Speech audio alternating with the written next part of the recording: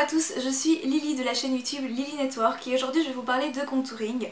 Alors le contouring c'est quelque chose qu'on voit partout dans les magazines. Je pense que ça peut vraiment être une valeur ajoutée dans votre maquillage de tous les jours parce que ça va accentuer ou bien redéfinir les angles de votre visage. Et d'ailleurs une des particularités du visage asiatique c'est qu'il est plus plat en fait, donc les angles sont moins définis. C'est pour ça que le contouring peut vraiment rajouter quelque chose. Mais le problème c'est que le contouring qu'on voit sur les photos en magazine, ce sont des contourings généralement très accentués qui sont faits en fonction du jeu de lumière du photographe, etc.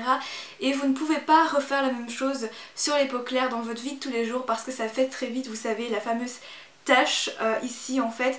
Du coup dans la vie de tous les jours, si votre contouring est trop accentué, ça se voit quand quelqu'un vient vous parler, quand quelqu'un se rapproche de vous.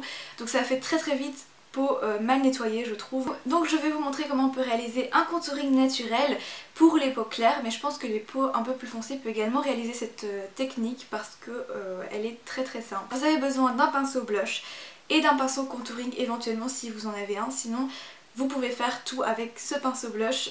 Par contre ce qui est important c'est d'avoir deux poudres de teintes différentes pour sculpter votre visage. Alors ces deux poudres, ne faites pas attention au blush qui se trouve au milieu, ces deux poudres bronzantes sculptantes sont deux poudres évidemment plus foncées que ma carnation. Celle-ci est environ un demi-ton à un ton plus foncé que ma peau, celle-ci facilement 2-3 tons plus foncés en fait. Ce qui est important c'est que la poudre la plus claire des deux soit le plus mat possible en fait, et celle qui est plus foncée, qui est beaucoup plus foncée que votre carnation naturelle, soit légèrement soit pailleté, soit nacré, enfin qui a un reflet en fait qui va capturer la lumière. Je vais vous faire la démonstration seulement sur un côté du visage, comme ça vous allez vraiment pouvoir voir la différence.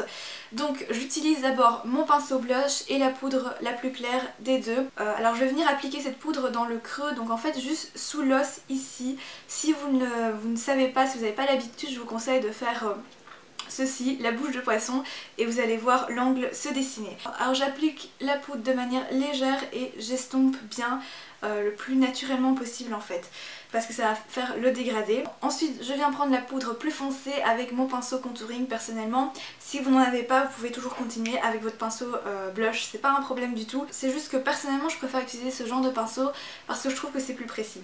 Donc je viens prendre un peu de poudre.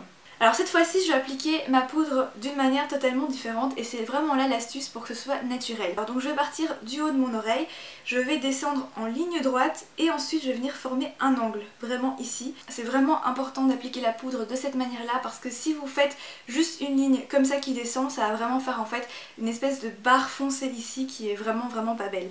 Donc je pars de mon oreille et je viens former un angle. Et ensuite avec mon pinceau blush, je vais vraiment estomper les deux couleurs ensemble pour que ce soit uniforme en fait. Je relève mes cheveux pour vous montrer la différence entre les deux côtés. Vous pouvez voir qu'ici mon visage semble affiné et redessiné alors qu'ici mon visage est plutôt plat en fait. Voilà, maintenant vous connaissez mon astuce pour réaliser un contouring parfaitement naturel pour les peaux claires. J'espère que cette vidéo vous aura plu. N'hésitez pas à réaliser cette astuce chez vous et dites-moi ce que vous en pensez. Je vous retrouve le mois prochain pour une nouvelle vidéo. D'ici là, prenez soin de vous.